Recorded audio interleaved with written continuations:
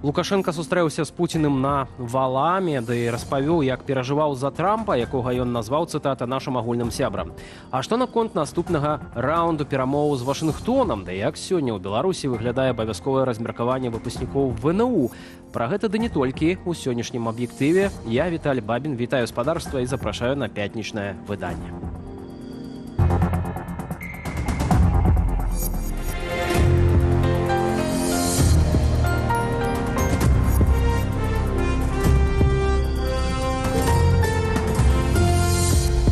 Сёння на валаме адбылася чарговая інсцэнізацыя духоўнай еднасці двух дыктатараў.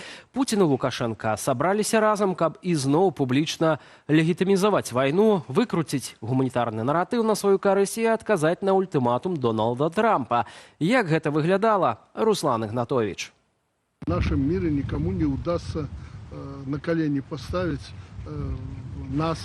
Сустрэча паводле адпрацаванага сцэнара з царкоўным хорам і ваеннай рыторыкай. Сярод тэмаў, якія абмяркоўваліся на сустрэчы, ультыматум Дональда Трампа, які даў Пуціну 10 дзён на спыненне вайны супраць Украіны. Лукашенка, выціраючы пот, заявіў, што падобныя ультыматумы не вартыя увагі. Я вот публично говорил заявление и нашего общего друга, за которого мы так переживали, Дональда Трампа. Я помню наши переживания, чтобы он победил и так далее. Там 50, 60, 10 дней. Это тоже так политика не делается. Если он мира хочет, он должен подключаться аккуратно, основательно. Путин же заявил, что умовы России для спынення войны в Украине не змяніліся прынамсі з минулого года. То бок ягоная армія спыняцца не збіраецца. Эканамічныя санкцыі Пуціна не пужаюць, ён яшчэ больш павялічыць менавіта ваенную эскалацыю. Ён будзе яшчэ больш набирать обороты войны. Один з самых циничных моментов сустрэчы – дискуссия про выкраденных российцами украинских детей. Что сделала плохо Россия? Идет война. Дети остались беспризорные. Дети остались. Накормили, одели. Нет, их в этом обвинили. За что? Пожалуйста, давайте договариваться, и обмен идет. Да там выяснилось, что нет этого количества детей. Нет количества, конечно. Вот 3 или 4 ребенка обменяли, которые детей потеряли. Пожалуйста. Когда мы в ходе переговорного процесса в Стамбуле сказали, вот, пожалуйста, давайте списки. Ничего же нет. Списков нет. Поэтому идет нагнетание публичное. Это не на пользу. Надо просто садиться за стол и договариваться, какие позиции ни были. Не обышлося без бразгання зброей. У нас произведен первый серийный комплекс «Орешника». Первая серийная ракета. Да. И она поступила в войска. Теперь серия заработала.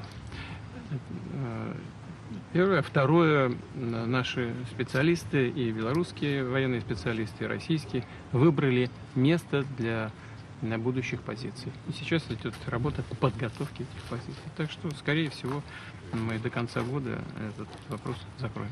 Лукашенко ж, зрэшты, ужо не ўпершыню казаў пра стол перамоваў паміж Украінай і Расіяй. Маўляў, Украіна сама мусіць прасіць перамоваў. На гэта аператыўна адрэагаваў Уладзімір Зеленскі.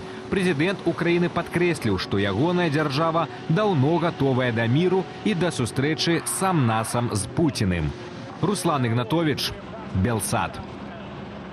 Пасля 5 дзён пошукаў літоўская паліцыя знайшла беспілотнік, які заляцеў з Беларусі ў Літву 28 ліпеня.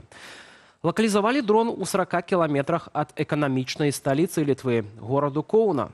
Дрон, які заляцеў з Беларусі ў Літву раніцаю ў панядзелак, знайшлі на палігоне Гайжуна Ёнаўскага району, пацвердзіла міністрка абароны краіны Довеле Шакліяна. На здымку літоўскай арміі беспілотны лятальны апарат самалётнага тыпу, які пацярпеў крушэнне. Паводле папярэдняй інфармацыі, гэта танны расійскі дрон Гербера з 2-метровым размахам крыла, што можа выкарыстоўвацца як камікадзе для выведкі і ў якасці адлюстравальніка, каб уводзіць у зман сістэмы супрацьпаветранай абароны. У сувязі з парушэннем яе паветранай прасторы Літва выказала рашучы пратэст афіцыйнаму Менску. Чыноўнікі Лукашэнкі, а таксама сам дыктатар пачалі казаць пра наступны раунд перамоў з ЗША. Маўляў, ён рыхтуецца наўпрост цяпер. Тым часам у краіне кожны дзень з'яўляюцца новыя палітвязні, а тым, хто за кратамі ствараюць жудасныя ўмовы. Тэму працягне Наста Печанькова. Паводле дысідэнт БЮА рэжым чарговы раз пагоршыў умовы ўтрымання палітвязняў. 25-гадовы Мікіта Емельянаў, які з 2020-го адбывае 7-гадовы турэмны тэрмін, толькі 17 дзён правёў у агульнай камеры, тады як рэшту ў штрафным ізалятары. На паўгода ў памяшканні камернага тыпу перавялі праваабаронцу Насту Лойку. Гэта звычайна такая аднамесная камера. Чалавек там мае магчымасць атрымаць такую падушку, нейкую коўдру. Ён там знаходзіцца адзін, але пры гэтым ён мае права на перапіску, ён мае права атрымоўваць бандэролі, але, праўда, толькі адну за паўгады. Яму яшчэ скарачаюць, канешне, магчымасць набываць нейкія прадукты ў мясцовай краме. На фоне пагаршэння умоваў утрымання палітвязняў і новых затрыманняў чыноўнікі Лукашэнкі рапартуюць аб працягу перамоваў паміж Беларусю і ЗША. Мы ў пастаянным кантакце з прадстаўнікамі Дзярждэпартаменту, адміністрацыі прэзідэнта ЗША, Рады нацыянальнай бяспекі. Працягваюцца кансультацыі, перамовы, рыхтуюцца чарговыя крокі з абодвух бакоў. Усё вельмі плённа развіваецца. Пра перамовы ЗША выказаўся напярэдадні Лукашенко. Падчас нарады з дыпламатамі ён адзначыў, што прапановаў амерыканскаму боку перадаць, цытатам, некалькі тысячаў асуджаных пры ўмове іхнага ад'езду з краіны. Аднак амерыканцы, маўляў, самі не захацелі нікога, апрача Сергея Тихановскага. Сейчас кричат. Скоро, наверное, это уже публичное пространство выйдет. Лукашенко нас обманул. Выпустил 15 человек, из них 14 те, у которых завтра сроки заканчиваются, и один этот взбудоражил всю там эту малину. Ну вы же просили его. Ну так берите. Эмоцыйныя і персаналізаваныя заявы дыктатара не пакінуў без увагі Сергей Тихановскі. Нам нужен каждый. Каждый, кого определили политзаключенным. Здоровый, больной, молодой, старый. Все. И если ты, Александр, готов выпускать пленных с условием, что они тут же выйдут за границу, то прямо сейчас 20 автобусов будет на границе с Беларусью. Аднак што не так з прапановай Тихановскага і Лукашэнкі? Паводле праваабаронцаў у працэсе вызвалення пры умове ад'езду з краіны не ўлічваецца пазіцыя саміх палітвязняў. Ім гэта не лічым правільным, хутчэй называць як вызваленне. Так, гэта не вызваленне, і людзі самі гэта сапраўды каментуюць, што іх ні аб чым не пыталі, на іх проста гвалтоўна апранулі гэтыя мяхі, што людзі былі ў такім стрэсе, як і Алёна Маўшук казала, і іншыя зняволеныя, што яны нават не ведалі, куды іх вязуць, і шмат хто думаў, што гэта агулам як бы канец жыцця, і іх зараз расстраляюць дзе-небудзь. Пры гэтым праваабаронца заўважае, тым палітвязням, што застаюцца пасля вызвалення ў Беларусі, ствараюцца немагчымыя умовы для паўнавартаснага жыцця. Іх не бяруць на працу, яны застаюцца пад наглядам міліцыі, а тыя, хто ў спісе тэрарыстаў, нават не могуць завесці банкаўскай карткі. Наста Печанькова, Белсат.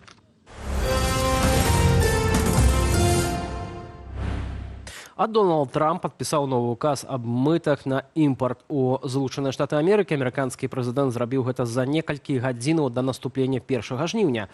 У гэты дзень заканчваецца тэрмін, адведзены на падпісанне гандлёвых пагадненняў са Злучанымі Штатамі. Памер новых удакладненых мытаў склаў ад 10 да 41%. Яны закрануць 69 дзяржаваў. Найменшыя мыты будуць датычаць краінаў, у якія штаты прадаюць больш, чым імпартуюць адтуль. 15% будуць датычаць краінаў, дзе баланс не на карысць ЗША. Гэта 40 дзяржаў, у тым ліку краіны еўразвязу. Яшчэ десятак дзяржаў атрымае мыты большыя за 15%, да іх адносяцца Сірыя, Швейцарыя, Ірак, Лаос і Сербія. Мыты набудуць моц 7 жніўня. Падчас прэс-канферэнцыі пасля падпісання загаду журналісты запыталі Трампа пра 10-дзённы ультыматум Расіі і ці турбуе гэта Пуціна. Так, у нас засталося прыкладна 8 дзён. Так, мы ўвядзём санкцыі. Я не ведаю, ці турбуюць іх санкцыі. Я ведаю пра санкцыі лепш за ўсіх, і пра мыты, і пра ўсё астатняе. Я не ведаю, ці мае гэта нейкі эфект, але мы зробім гэта. Еўропа вельмі засмучаная, але гэта вайна, якой ніколі не павінна было быць. Гэта вайна, якой не было б, калі б я быў прэзідэнтам. Да іншых падзеяў замежжа, без палявой кухні і парадаў з бронятэхнікай. У Польшчы сёння адзначаюць адзін з найважнейшых дзён памяці аб часах Другой сусветнай вайны. Дзень варшаўскага паўстання. 81 год таму армія Краёва паспрабавала зрынуць гітлераўскую акупацыю з дапамогай чырвонай арміі, якая папросту назірала за задушэннем паўстання з другога берагу Віслы. Падрабязней у нашым матэрыяле.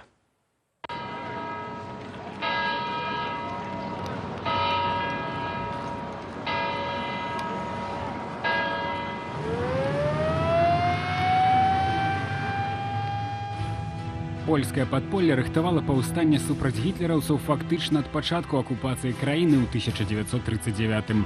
Чакалі спрыяльнага моманту. Ён настаў летам 44-га, калі савецкія войскі распачалі контрнаступальную аперацыю «Баграціён» і ў канцы ліпеня падышлі да Варшавы. 1 жніўня Тадэуш Камароўскі, камандуючы сіламі супраціву ў польскай сталіцы, арміі Краёвай, даў сігнал да пачатку паўстання. Нямецкія сілы былі дэмаралізаваныя. Армія Краёва імкнулася да бою, усе хацелі змагацца. А з усходу набліжалася чырвоная армія. Яе цяжка называць саюзнікам Польшы, але чырвоная армія была саюзнікам нашых саюзнікаў, Злучаных Штатаў і Вялікай Брытаніі. У нас быў агульны вораг – немцы. Меркавалася, што праз некалькі дзён пасля пачатку паўстання савецкія часткі атакуюць немцаў у Варшаве. Таму і было прынятае рашэнне пачаць паўстанне 1 жніўня. 45 тысячам паўстанцаў супрацьстаяла, хоць і аслабленая, але ўсё яшчэ добра падрыхтаваная і ўзброеная 50-тысячная нямецкая групоўка. Самыя жорсткія баі ішлі ў старым горадзе. Сілы аказаліся няроўныя. Ужо 2 верасня паўстанцы адступілі з цэнтру Варшавы. Чырвоная армія заставалася на правым беразе Віслы і на дапамогу так і не прыйшла. У Маскве, у Крамлі Іосиф Сталін прыняў рашэнне запаволіць наступ і накіраваць больш сілаў на Балканы. Таму на цэнтральнай Вісле фронт спыніўся. І толькі 17 студзеня 1945 года пачалося студзеньскае наступленне. І толькі тады рэшткі нямецкіх сілаў былі выгнаныя з Варшавы. Але падчас паўстання чырвоная армія не ўмяшалася. Гэта было палітычнае рашэнне Сталіна. Ужо ў кастрычніку немцы пачалі зачыстку гораду.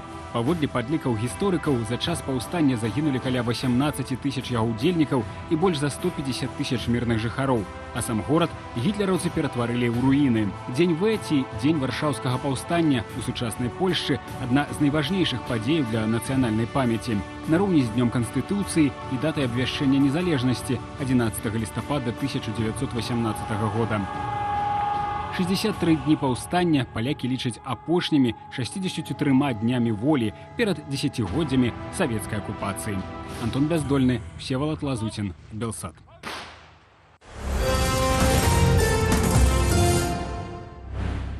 Вяртаемся спадарства да падзеяў у Беларусі. Выпускнікі вышэйшых і сярэдніх спецыяльных навучальных установаў сёння маюць пачаць працу на месцах, куды іх размеркавалі. Але праз часам невыносныя ўмовы і побытавую неўладкаванасць сістэма абавязковага размеркавання па сутнасці пераўтвараецца для некаторых у 5гадовае рабства. Працягне тэму Ірына Дорофейчук. Мне 24 года, и меня отправили работать в деревню на 5 лет. Гэтае відэа ў сацыяльных сетках аўтарка, якая вучылася на умовах мэтавай падрыхтоўкі, назвала крыкам душы. Сёння пачынаюць працу па месцах размеркавання выпускнікі бюджэтнікі вышэйшых навучальных установаў і каледжаў. Мне кажется, я уже сейчас понимаю, что я теряю свою жизнь. И, грубо говоря, только после 30 лет я пойду туда, куда хочу. На словах дзяржава клапоціцца пра маладых спецыялістаў, у тым ліку фінансава. Да прыкладу, выпускнікам, якія прыедуць на працу ў бюджэтныя арганізацыі, абяцаюць штомесячныя даплаты ад 10 до 50% акладу. Прадугледжваецца таксама дапамога з пераездам, жытло ды ільготныя спажывецкія крэдыты. На справе ж часта атрымліваецца інакш. Со всех телевизоров, со всех радио кричат, что всем молодым специалистам дается арендное жилье, да? Как круто. Мы с супругой молодые специалисты. И как вы думаете, за 2 года мы получили дулю с маслом? Потому что это нереально. Прымусу і неўладкаванасці вытрымліваюць не ўсе. Але кінуць гарантаванае дзяржаваю першае працоўнае месца абыходзіцца дорага. Гэтак пракуратура Берасцейскай вобласці сёлета выставіла выпускнікам, якія не адпрацавалі размеркавання, 62 пазовы на суму больш як 650 тысячаў рублёў. Людзі зразумеюць, што ісці ў вышэйшыя установы навучацца за такія непрымальныя кошты небяспечна. І будуць з падвойнай сілай шукаць магчымасці навучацца ў іншых краінах. Прапагандысты пры гэтым паказваюць размеркаванне і мэтавае накіраванне як падарунак ад дзяржавы. Так что удачи вам на вашем первом рабочем месте, которое государство вам, заметим, тоже выделило, что называется, просто с плеча, с барского плеча, от щедрот. Насамрэч жа, квоты на мэтавае навучанне вылучаюцца на спецыяльнасці з найбольшым дэфіцытам адмыслоўцаў. По медицинским специальностям у нас до 80% может доходить количество целевых мест, по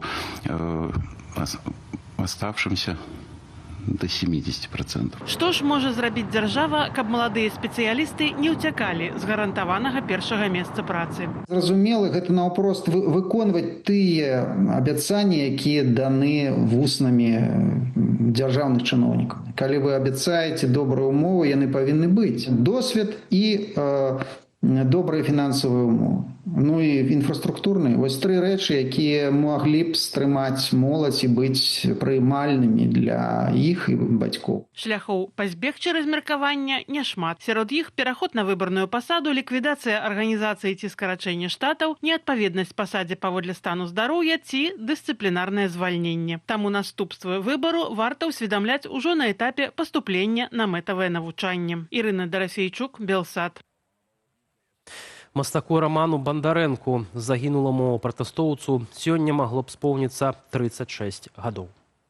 11 лістапада 2020-го ў дваравым чаце ён напісаў «Я выходжу», даведаўшыся, што невядомыя зразаюць бел-чырвона-белыя стужкі ў Менскім двары, званым плошчаю пераменаў. Збіццё, шпіталізацыя і смерць.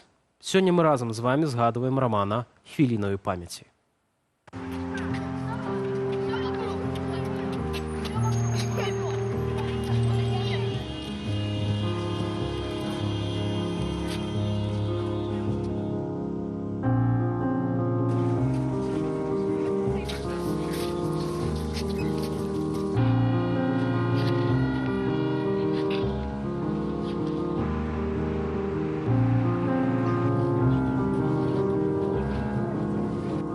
Сегодня последние слова Роман Бондаренко сказал: «Я выхожу, явились символом».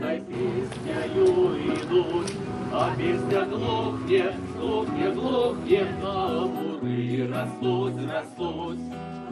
Бури, турмы, бури, прагнешь свободы, то пяры. Моркутка рухнет, рухнет, рухнет, и поховает свет старый. Моркутка рухнет, рухнет, рухнет, и поховает свет старый. І соціальная бомба за гарадку Гаршэўчына Талачынскага району, дзе зачынілі добраўпарадкаваны дзіцячы садок. Запрапанавалі вазіць дзяцей за 18 кіламетраў па бездарожжы ў цесныя школьныя памяшканні. Дык вось, і абласны, і раённы дэпутат не прынялі пакрыўджаных людзей. Перш чым распавядзем пра гэта больш, давайте паслухаем урывак са звароту сялянаў да Лукашэнкі, які таксама не дапамог. Хочется, чтобы руководители думали не только об экономике, но и о детях, и о завтрашнем дне сельской местности. Мы обращались с просьбой сохранить детский сад райисполком, облисполком, в администрацию президента. Но все письма для рассмотрения возвращались в район, руководители которого уже озвучили свой приговор. Людзі лічаць, што адсутнасць школы і дзіцячага садка прывядзе да вымывання сем'яў з сяла і, адпаведна, з гаспадарак АПК, у якіх яны працуюць. Паспрабавалі запісацца на прыём да замацаванага за Віцебскую вобласцю спікера Палаты прадстаўнікоў Сергея Сергеенкі. Атрымалі адмову без тлумачэнняў, а памочнік абласнога дэпутата, які адказвае за Талачынскі раён, сказаў, каб да Владзіміра Бабічава не прыязджалі, бо ён, цытата, «ім ні ў чым не дапаможа».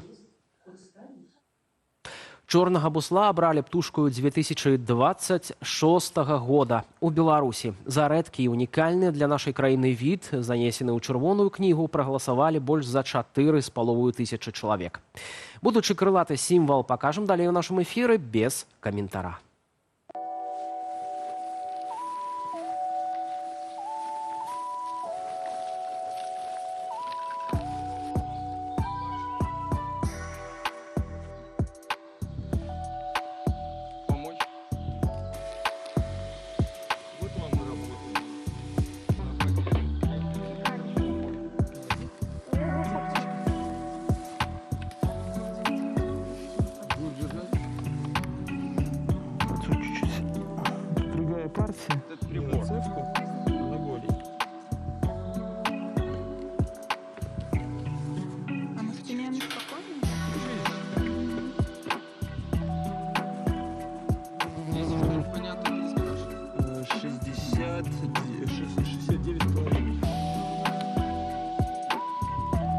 Из моих аистов, которые с передатчиками, один в итоге из Африки уже и не вернулся.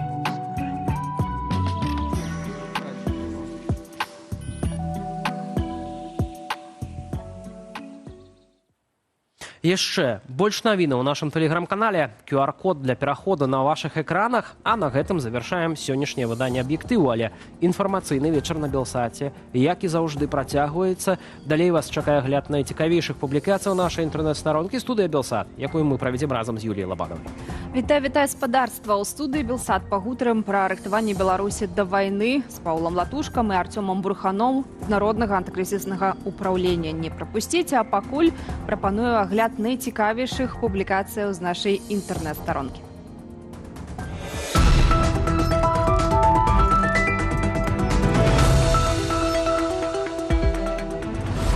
Міністэрства замежных справаў Беларусі адказвае не толькі за экспарт, але і за абыход санкцыяў. Гэта вынікае з дакладу ведомства, які ініцыятыва Белпол перадала Белсату. Дыпламаты падрабязна распісваюць у дакуменце, якім чынам афіцыйныя Менск і Масква абыходзяць санкцыі. З дакладам МЗС падрабязней пазнаёміўся журналіст нашай інтэрнэт-старонкі Арсен Руденко. У сваім дакладзе МЗС апісвае сярод іншага універсальныя падыходы для абыходу санкцыяў. На першым месцы сярод іх замена дакументаў і сертыфікатаў, што суправаджаюць тавары. Гэткія схемы, як раней паведамлялі журналісты-расследавальнікі, улады ў Менску выкарыстоўваюць часта. Напрыклад, каб санкцыйная драўніна трапіла ў еўразвяз, яе выдаюць за сярэднеазіяцкую. Аднак у дыпламатычным ведомстве разумеюць, што такі алгарытм звязаны з высокімі рызыкамі раскрыцця, якія павялічваюцца прапарцыйна маштабам гандлю. Апісвае МЗС у дакуменце і іншыя схемы для абыходу санкцыяў, у тым ліку змену ўладальніка або кіраўніцтва кампаніі, што дазваляе вывесці яе з-пад абмежаванняў. Якія ж існуюць схемы абыходу санкцыяў паводле МЗС пры выкарыстанні марскога транспарту, чытайце на belsat.eu. У канцы ліпеня курс амерыканскага долара перавысіў 3 рублі, а на сёння зноў апусціўся ніжэй за гэты ўзровень. Чаму так адбылося? Журналіст belsat.eu Сцяпан Кубік запытаў экспертку даследчага цэнтру Бюрок Настасію Лазгіну. Паводле эканамісткі, тэндэнцыя з курсамі валютаў у Беларусі кароткачасовая і, хутчэй за ўсё, звязаная з сітуацыяй на расійскім валютным рынку. У России Центробанк знизил на 2% ключевую ставку. А коли регулятор снижает эту ставку, то активы в национальной валюте робятся не такими привабными для инвесторов. И это может провоковать снижение курсу национальной валюты до замежных. Так российский рынок и зреагаваў. Беларускі рубель пайшоў тым жа шляхам, дадала экспертка. Паўплываць на сітуацыю могуць і праблемы нашай краіны. Напрыклад, праядання валюты ў вонкавым гандлі. Што ж чакае расійскі рубель, а ўслед за ім і беларускі да канца года? Чытайце на нашай інтэрнэт-старонцы.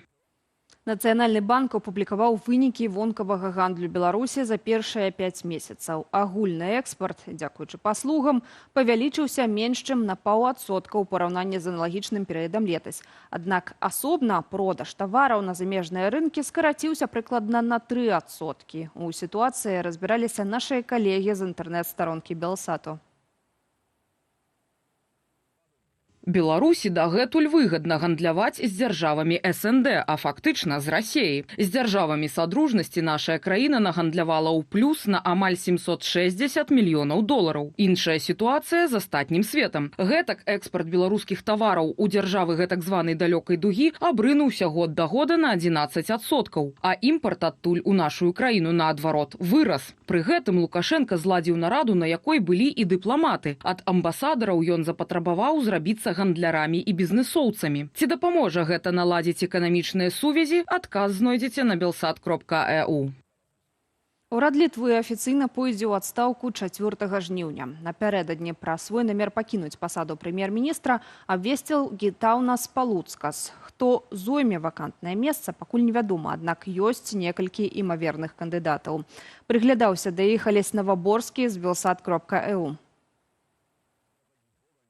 Абавязкі лідара сацыял-дэмакратаў, якія выконваў Гінтаўтас Палуцкас, цяпер перайшлі да мэра гораду Йонава Міндаўгаса Сінкявічуса. Выданне Дэлфі лічыць яго фаварытам на пасаду прэм'ера. Адносна магчымасці заняць фатэль кіраўніка ўраду сам палітык казаў, што не мае такіх амбіцыяў. Маўляў, партыя будзе шукаць іншага кандыдата, хаця пазней усё ж публічна не выключыў свайго балатавання на пасаду прэм'ера. Сярод патэнцыйных кандыдатаў на прэм'ер-міністра Літвы таксама міністрка працы Інга Ругініене. Некаторыя палітолагі прынамсі ставяць на яе, але адносна кандыдатуры міністркі востра высказаўся лідар апазіцыйнага літоўскага звязу сялянаў і зялёных Аўрэліюс Вярыга. Ён адзначае, што Інга Ругініене амаль не мае палітычнага досведу. Больш імёнаў знойдзеце ў артыкуле Алеся Наваборскага.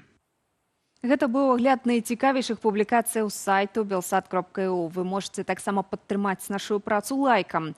Як зрабіць гэта бяспечна, глядзіце ў інструкцыі пад YouTube-трансляцыяй. А наперадзе студыя Белсат, дзе праз імгненне пагутарым з Паўлам Латушкам і Арцёмам Бруханом знаў. Запрашаю.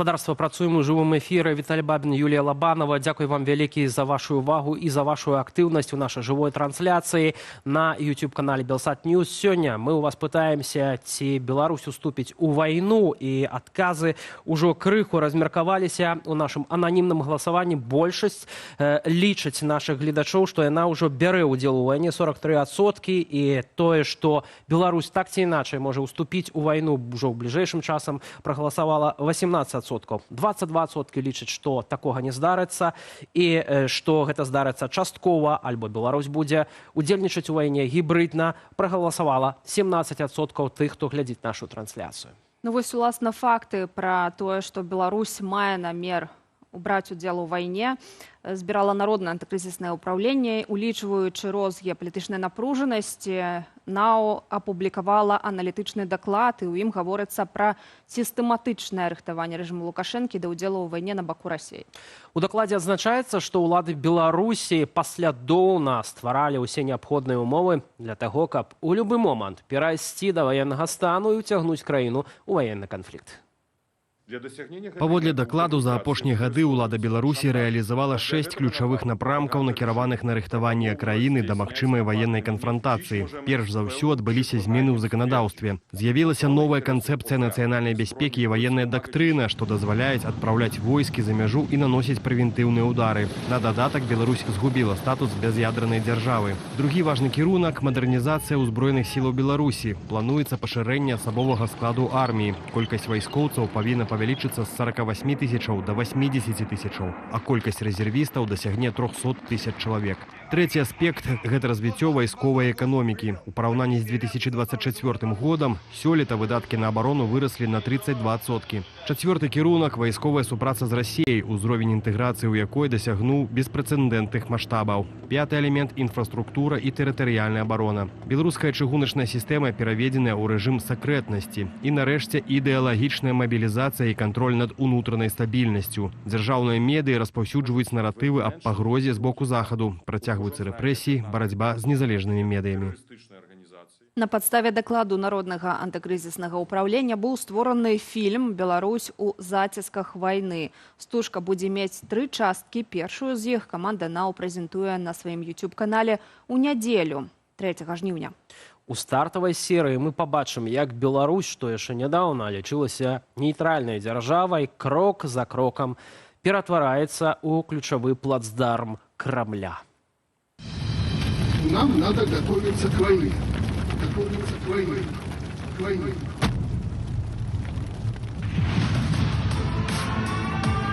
Новая редакция Конституции, принятая в 2022 году, лишила Беларусь статуса безъядерного нейтрального государства. Нам надо готовиться к войне. Новая доктрина допускает нанесение упреждающих ударов, если конфликт считается неизбежным. Нам надо готовиться к войне. Готовиться к войне. К войне. Особую тревогу вызывает предстоящее учение «Запад-2025». Мы, я уже часто говорю, реформировали 4 свою армию, готовиться к войне. Нам надо готовиться к войне.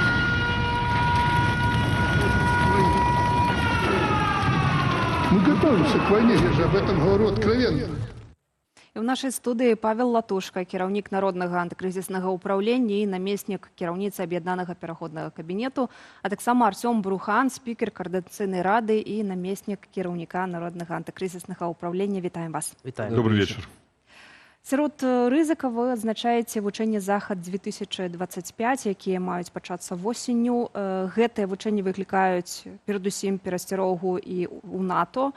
Аднак ваенныя эксперты адзначалі, пакуль вучэнні не пачаліся, заўчасна казаць пра нейкія канкрэтныя пагрозы. Мы не ведаем колькасці, мы не бачым пэўных прыкметаў. Ці валодаеце вы нейкай інфармацыяй, інсайдам, магчыма, што выклікае гэтую трывогу менавіта? Давайте проанализуем развитие подей с 2022 года. 2022 год проходили в учении «Захад-2021», позднее в учении «Союзная решимость», которые скончились представлением территории Беларуси для масштабного уварвания российской армии у Украіну. Зараз, калі Лукашенко рыхтаваўся да вучэнняў «Захад-2025», яны нават абвесцілі, што гэта будуць самыя буйныя вучэнні за ўсю гісторыю вучэнняў «Захад». Мы прааналізавалі, што ў 2021 годзе удзельнічала ў гэтых вучэннях больш за 200 000 салдат-афіцэраў. Было задзейнічана 4 полігоны ў Беларусі, 10 у Расіі. Зразумела, што яны размяркоўваліся па розных краінах. Гэта была Балтыка, гэта быў Калінінград. Калі яны казалі пра тое, што гэта будуць яшчэ больш буйныя, ну уявіце сабе такую групоўку. Пазней яны пачалі трошкі даваць заднюю, і мы памятаем, што Хрэнін заявіў аб тым, што мы вырашылі не эскалаваць, да эскалуем, пераводзім гэтыя вучэнні ў глуб тэрыторыі Беларусі.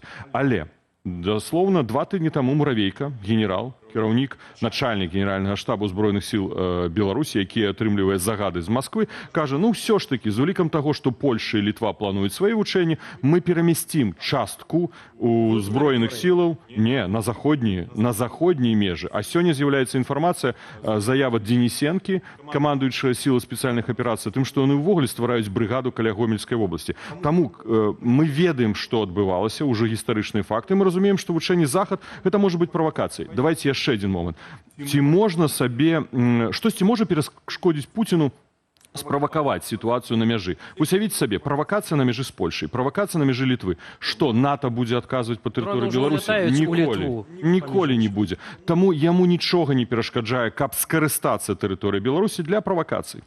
Арцём, у Координацыйнай радзе наколькі сур'ёзна разглядаюць пытанне магчымага ўдзелу Беларусі ў вайне? Я бы пачаў з таго, што мы падрыхтавалі вось гэты аналітычны даклад, дабы зрабіць такую агулам цалкам карціну таго, што адбываецца. Бо калі мы чытаем навіны, мы бачым, што адбылося там падрыхтоўка нейкай тэрытарыяльнай абароны, яшчэ нейкія вучэнні, але агульную карціну, агульны аналіз быў прадстаўлены ў гэтым аналітычным дакладзе ўпершыню. І вось на падставе гэтага аналіза, умоўна кажучы, і робяцца вось такія падставы, што зараз Беларусь падрыхтавана да вайны як ніколі. Мы не кажам, што яна ўступіць у вайну з НАТО ці з Украінай падчас гэтых вучэнняў. Гэта не факт, але яна падрыхтавана ў любы час. Сёння, праз 2 гады, праз 3 гады, у 30-м годзе, тым больш афіцыйныя асобы НАТО заяўляюць, напрыклад, Грынкевіч, які казаў, што ў 27-м годзе Расія будзе падрыхтавана для агрэсіі узброенымі сіламі НАТО ў Еўропе, да агрэсіі ў дачыненні НАТО і на тэрыторыі Еўропы. Таму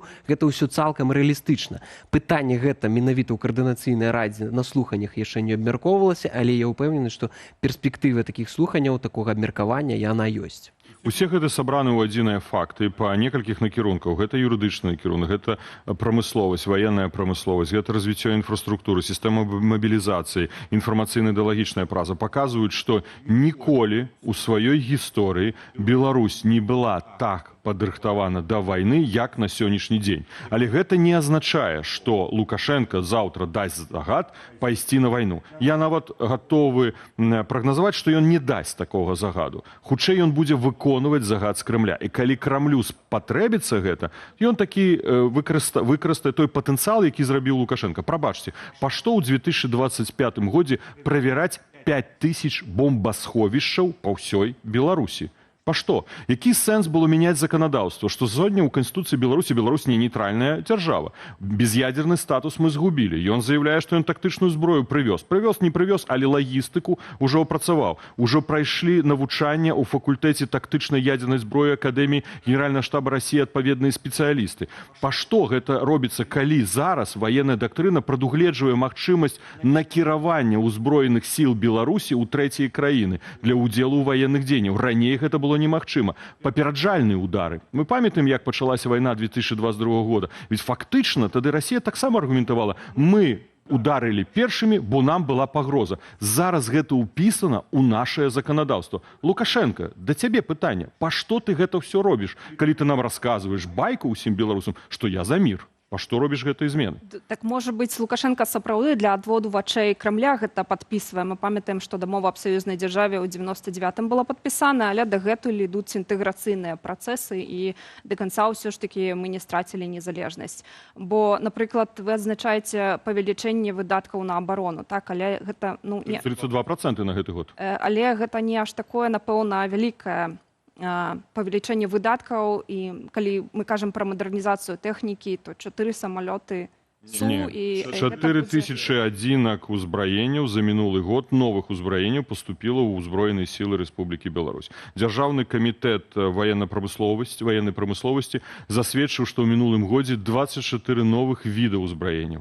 Яны атрымліваюць С-400, яны атрымліваюць Іскандеры, яны атрымліваюць самалёты, яны атрымліваюць верталёты. Гэта ўсё, калі сабраць у купе, у адно, разам, цэлым, прааналізаваць, гэта даволі значныя змены. Але яшчэ раз, Беларусь не ў стане, колькі б Лукашенко не расказваў пра беларускую армію, самастойна весці вайну. Яна можа быць выкарыстана ў інтарэсах Расійскай Федэрацыі. Дамова аб гарантыях, стратэгічных гарантыях бяспекі. Па што яна была падпісана ў аднабаковым парадку? Калі фактычна ў артыкуле 5 гэтай дамовы прадугледжана права Расійскай Федэрацыі уводзіць свае войскі на тэрыторыю Беларусі, калі будзе пагроза ў адносінах Беларусі. Вось вам формула. Нас могуць справакаваць, нам будуць пагражаць. Напрыклад, у Польшы ў Беластоку стаіць дывізія. Мы разглядаем гэта як пагрозу. Значыцца, ёсць права рускай арміі ўвайсці на тэрыторыю Беларусі. Сёння ж акурат такія ваяўнічыя былі рыторыка на Валаме падчас сустрэчы Пуціна і Лукашэнкі, і казалі і пра арэшнікі, пра тое, што Расія будзе забіраць сваё.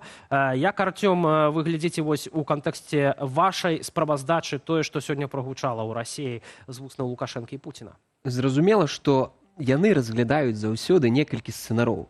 І вось галоўны сцэнар на дадзены момант, які выглядае найбольш рэалістычным на падставе той справаздачы аналітычнага матэрыялу, які мы бачым, гэта эскалацыйны сцэнар. Гэта выкарыстанне тэрыторыі Беларусі ці то для правакацый, ці то нават для зноў паўторнага ўварвання, ці выкарыстанне тэрыторыі Беларусі для ўдараў па тэрыторыі Украіны. І сённяшняя рыторыка часткова гэта пацвярджае.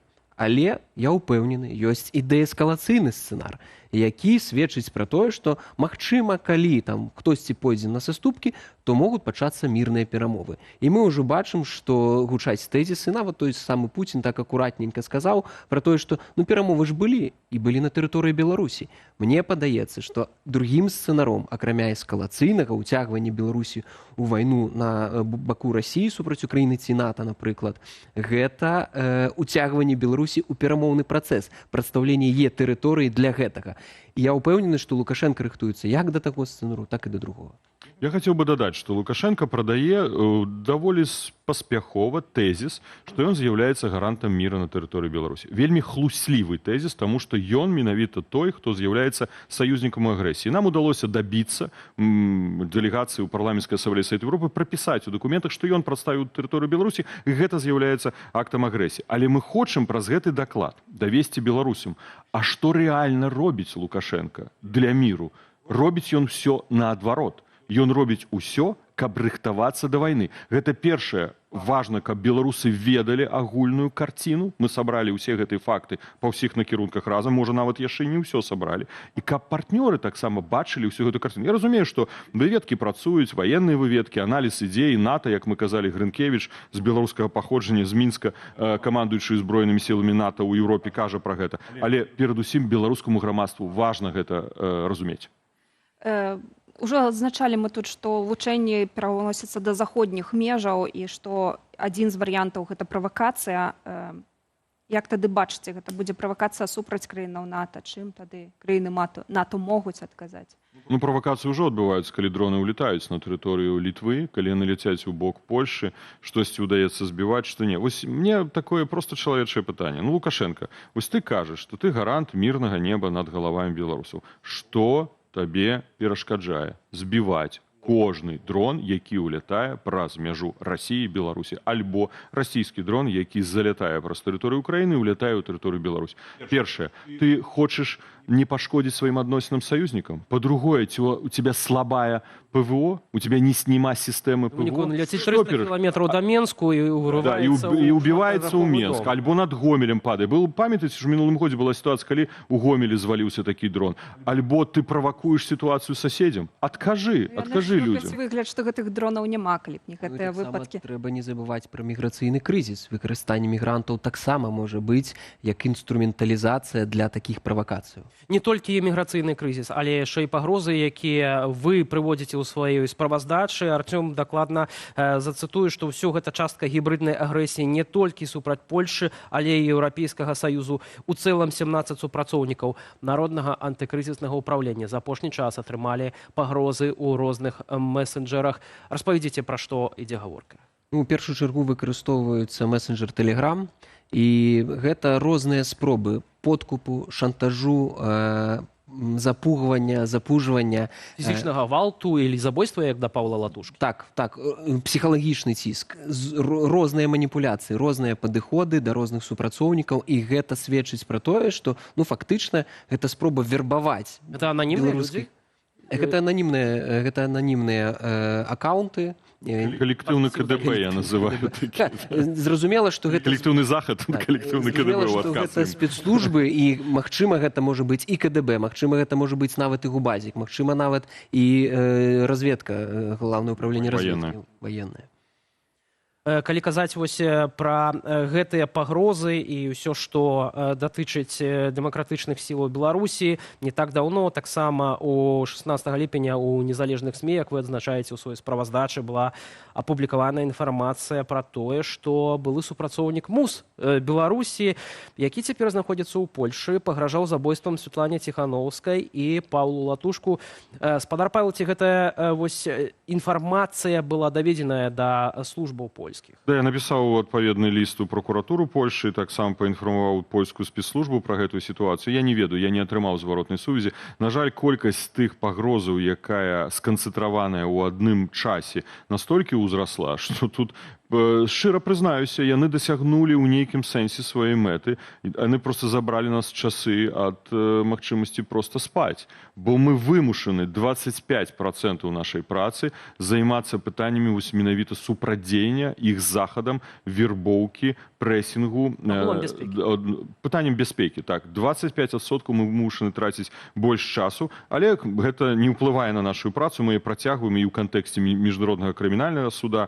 І я тут такі стрыманы аптыміст пра тое, што самалёт альбо цягнік, як я кажу, чакае Лукашэнку. Мы інфармуем спецслужбы, я прашу беларусаў менавіта гэта рабіць. Вельмі важна, калі вам прыходзіць такое паведамленне. Вы павінны зразумець, калі вы уступаеце ў камунікацыю з імі, вы фактычна ўжо пачынаеце камунікаваць са спецслужбай рэжыму Лукашэнкі, і гэта злачынства з пункту гледжання заканадаўства Польшы, Літвы ці іншай еўрапейскай краіны. Інфармуючы аб гэтым адпаведныя праваахоўчыя органы, вы паказваеце, што гэта экстэрытарыяльны пераслед беларусаў. Важна, калі б вы і нам перадавалі гэту інфармацыю. Нам она важна для міжнароднага крымінальнага суда. Калі лічыце для сябе гэта бяспечным, я запрашаю вас гэта рабіць. Мы згадвалі, што вы звярталіся ў пракуратуру. Некалькі дзён таму вы таксама удакладнялі наконт кейса Анжэлікі Мельнікавай. Ці атрымалі нейкі адказ? Не, пакуль я не атрымаў нейкі адказ, але факт, сітуацыя выглядае такім чынам. 4 месяцы мінула, няма ніякіх звесткаў пра тое, дзе яна знаходзіцца. Маі кантакты з праваахоўчымі органамі Польшы паказваюць. З аднаго боку, яны кажуць, што ў іх вялікая заклапочанасць пра тое, што такі працяглы перыяд яны не могуць усталяваць месца яе знаходжання. Гэта іх ацэнка. Другое, яны лічаць, што фізічная асоба самастойна гэта зрабіць не ў стане. Знікнуць на такі працяглы час і нідзе не праявіцца. Значыцца, гэта было зроблена пры падтрымцы трэціх асобаў і спецслужбаў Беларусі і Расіі. Гэта, партнёры, якім яны звярталіся па маршруце яе следавання, які нам удалося усталяваць, таксама не далі станоўчых адказаў. Яны не усталявалі месца яе знаходжання. Узнікае пытанне, ці яна жыва да сённяшняга дня? Ну, уласна, гэта пытанне, якое было вельмі востра стаяла падчас знікнення самой Анжэлікі Мельнікавай. Цяпер, калі мы кажам вось агулам пра перамоўчы працэс і пра тое, як дэмакратычныя сілы могуць усталяваць нейкі круглы стол з Лукашэнкам, які не так даўно прагучала гэтая прапанова Святланы Ціхановскай пры пасярэдніцтве Вашынгтона. Шмат хто раскрытыкаваў гэта. Вы, спадар Павел, сказалі, што круглы стол з Лукашэнкам немагчымы ў сённяшніх умовах. Давайте так, уявім сабе ў студыі, што тут круглы стол. Сидзіць Артём, спікер Коордынацыйнай рады, Светлана Ціхановская, не хапае. Магчыма, Зінон Станіславович Пазняк, я не ведаю, хто з дэмакратычных лідараў, усіх, хто змагаецца з 90-х гадоў. І чакаем тут, крэсла паставілі Лукашэнку. Ён прыйдзе? Не прыйдзе. Таму тут пытанне, з ім ці без яго. Ён ніколі за 31 год не распачынаў дыялогу з апазіцыяй. Ён учора даў адпаведныя ацэнкі, вы чулі, да, наконт апазіцыі. Таму я не думаю, што ён гэта месца зойме. З іншага боку, ён павінен пацвердзіць, што ён увогуле суб'ектен. Бо калі мы бачым сёння тое, што мы зрабілі справаздачу па падрыхтоўцы вайны, што ён робіць з беларускім грамадствам, што ён фактычна выконвае тое, што адпавядае інтарэсам Крамля. Гэта не адпавядае інтарэсам беларускай дзяржаве. Калі ж ты суб'ектен, то рабі тое, што адпавядае інтарэсам Беларусі. Інтарэсам Беларусі адпавядае вайна супраць Украіны? Не. Уже павінен быў бы зайсці, калі б ты думаў пра дзяржаву. Ты не думаеш пра дзяржаву. Ты думаеш пра тое, як выконваць інтарэсы Расійскай Федэрацыі. Альбо дакажы іншае. Дакажы нам, што ты суб'ектен. Ён ніколі не даказвае, што ён сапраўды суб'ект, які хоча гарантаваць незалежнасць нашай Беларусі. Гэта, магчыма, на будучыню крок. На будучыню. Мы разумеем, што эліты вакол яго, яны ж таксама неаднародныя. І гэта нармальна, калі палітыкі ствараюць палітычныя прапановы. З іншага боку, Артём, я думаю, тут мяне паправіць, у нас лепшы спецыяліст, бо он рыхтаваў менавіта все гэтыя матэрыялы на працягу года ў аб'яднаным пераходным кабінеце. Слухайце, а геапалітычная сітуацыя змяняецца? А хто ведае? Заўтра Трамп прылетае ў Мінск. А вось знянацку. І што? Ну, глядзіце, мы вось сёння кажам пра тое, што ідзе абмеркаванне такое, што, напрыклад, у Менску могуць быць мірныя перамовы. Напрыклад, той самы намеснік міністра замежных спраў Сакрэта заявіў, што Беларусь можа быць месцам для вырашэння рэгіянальных канфліктаў у АБСЕ у Менску. Ну вось, каб вырашаць знешнія палітычныя, нейкія рэгіянальныя канфлікты, спачатку трэба вырашыць унутрапалітычны канфлікт, і гэта пытанне трэба ставіць. Гэта наш адказ Сакрэту, да, Сакрэта. Калі ты прапаноўваеш Мінск як пляцоўку пляцоўку для вырашэння рэгіянальных канфліктаў, то вырашыце спачатку унутраны канфлікт, які вы стварылі супраць беларускага грамадства. Вы нішчыце людзей толькі за тое, што яны хочуць жыць у незалежнай дзяржаве. Я казаў учора супрацоўніку КДБ, вашая задача займацца нацыянальнай бяспекай. Нацыянальная бяспека, хто пагражае? Апазіцыя, апазіцыя, якая хоча, а нас большасць, ну добра, вы называеце нас апазіцыяй збеглай. Мы хочам незалежнай дзяржавы Рэспубліка Беларусь.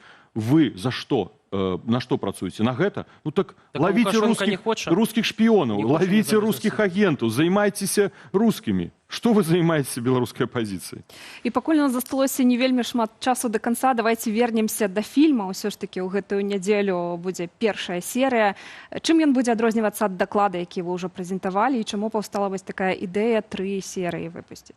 Па сутнасці фармат гэта 3 серыі. Сапраўды, у першай серыі мы распавядаем пра ваенна-палітычную падрыхтоўку, гэта змяненне заканадаўства, непасрэдна вайсковую падрыхтоўку. Другая серыя пра сацыяльна-эканамічную падрыхтоўку, гэта і эканамічныя змены, сацыяльная падрыхтоўка медыцынскіх арганізацый для патэнцыяльнай вайны. І трэцяя частка, яна накіравана менавіта на месседж беларусам і заходнім партнёрам, як супрацьстаяць вось гэтаму патэнцыяльнаму ўцягванню у вайну. І гэта робіцца для таго, каб змагацца з той прапагандай, якая ёсць зараз у Беларусі, расійскай рэжымнай прапагандай, якая кажа, што там НАТО хоча напасці, якая кажа пра тое, што ўсё добра, мы самыя мірныя на свеце, але ідзе, вось мы бачым падрыхтоўка, каб не адбылося так, што ў 22-м годзе беларусы былі супраць вайны, вайсковцы таксама не хацелі ўдзельнічаць, каб не адбылося так, што праз паўгады беларусы будуць вымушаны і пойдуць удзельнічаць у гэтай вайне. Артём сказаў вельмі важную рэч. 2022 год. Не Лукашенко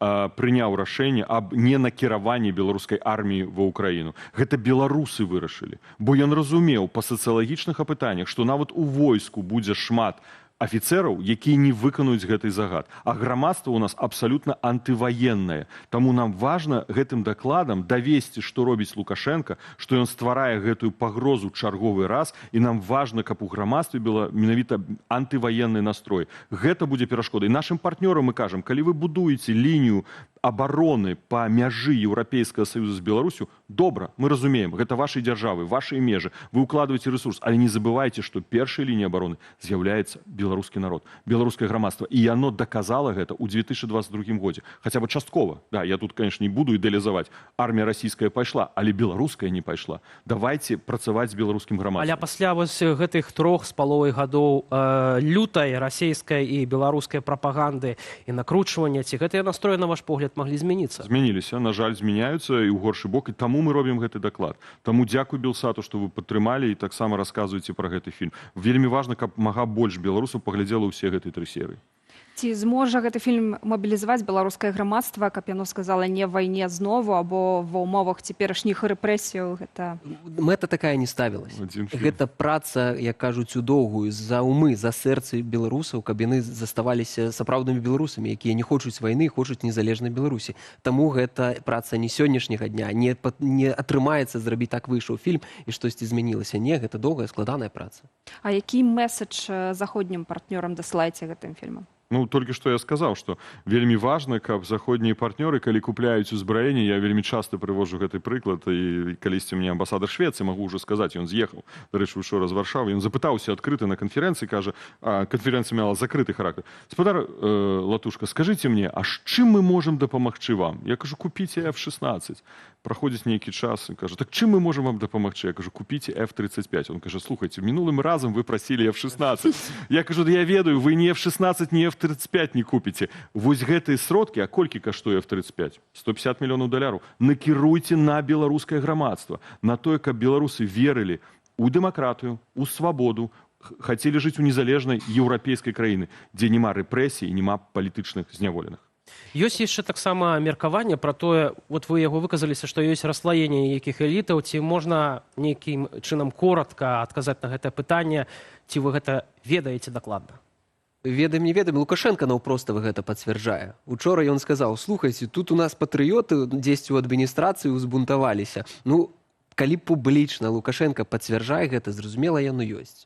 І пагрозу стварае амбасадарам, якіх яго не так шмат, а ў асноўным гэта часовыя павераныя ў справах, бо шмат краінаў не прымае ад яго амбасадараў, ён кажа, толькі здрадзьце мне, Толькі паспрабуйце здрадзіць, вы будете ведаць, якая адказнасць. І мне адразу згадалася гісторыя з Денісом Сидоренко, якога я ведаў, амбасадар Беларусі ў Германії, які скончыў жыццё самагубствам, альбо было справакавана гэта КДБ. То есть вось як ён глядзіць на чыноўнікаў, ён разумее, што ў галавах, у головы ён не залезець. І большасць, а большасць я ведаю, думаюць інакш. Шкада, што да гэтага часу яны ў сістэме. Шкада, што яны купляюцца за грошы, за машыны, за вадзіцелей, за рэзідэнцыі. Шкада. Але вось у галавах іх, я перакананы, у палове, добра, у большасці, напэўна, мара пра незалежную Беларусь і свабоду. Хацелася б у гэта верыць. Дзякуй вялікі за размову.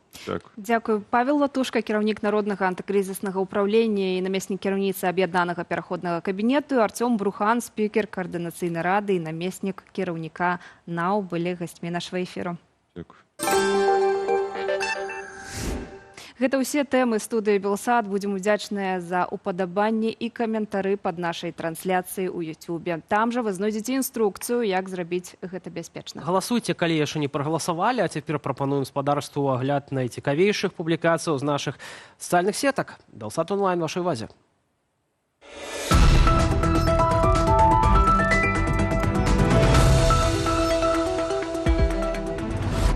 Нават залева не можа спыніць пошукі сапраўднай музычнай спадчыны Падляшша. Традыцыйныя песні, што жывуць у сэрцы гэтага рэгіёну, захопліваюць і натхняюць вядоўцаў праграмы «Падляшскія вакацыі».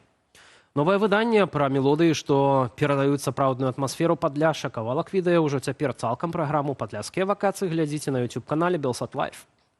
Cześć, Kasia. Увогуле нас до вас прывяла загадка, якая кажа нам, што мы праз нейкую песню павінны адчуць душу Падляшша. Tradycyjne śpiewamy stąd. One nie wychodzą nam stąd. Musimy wszystko uruchomić w naszym ciele, tak, żeby to ruszyło, żeby ten dźwięk nam pięknie wypływał. Zaśpiewamy raz, żebyście usłyszeli. Josi śpiewa na 2 głosy, jak większość pieśni. Палескі, беларускі, так само у нас у рэгіёне спявалі на 2 голаса. І мы папробуем на 2 голаса нормально спяваць. Ой, пойду я дому, ой, пойду я дому, чи не оре милый плугом. А цяпер чароўная Нарвегія. Шпацыруючы мясцовымі вуліцамі, можна заўважыць, як жыхары прыбіраюць смецце, як з любоўю ахоўваюць птушыныя гнёзды, да і агулам выбіраюць адпачынак замест перапрацоўвання. Сям'я беларусаў, якія ўжо 15 гадоў жывуць у Нарвегіі, дзеляцца ўражаннямі пра тарыфы, заробкі і крэдыты ў гэтай краіне. Чаму ж у Нарвегіі амаль няма смецця? Урывак відэа ўжо цяпер у нашым эфіры, а цалкам аповед глядзіце ў новым выданні праграмы «Від на жыхарства» на нашым YouTube-канале Белсат Лайф.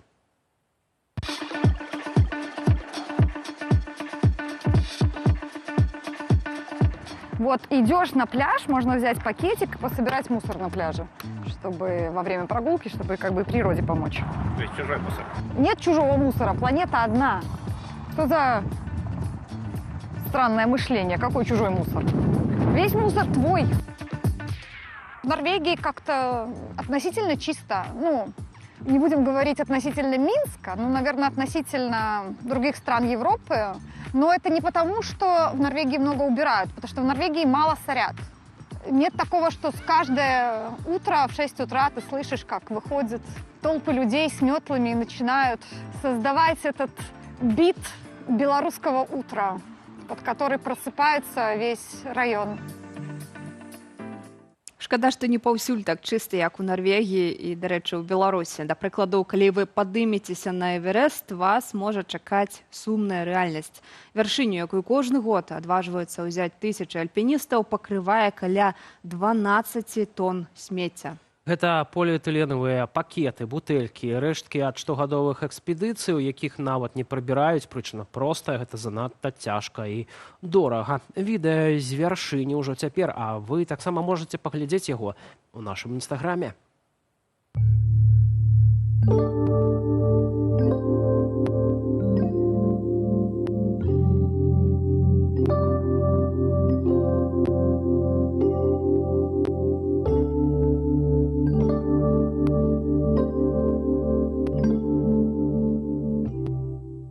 пераносімся ў Партугалію. Там буслы, як сапраўдныя архітэктары, знайшлі новы спосаб для жыцця. Яны пабудавалі цэлы комплекс на электраслупе. Жытло сапраўды нестандартнае. Гэта своеасаблівы шматпавярховік з гнёздамі, дзе кожная бусліная сям'я пачуваецца як удома. Відэа вашай увазе праз імгненне, а таксама яго можна знайсці ў нашым тэлеграме.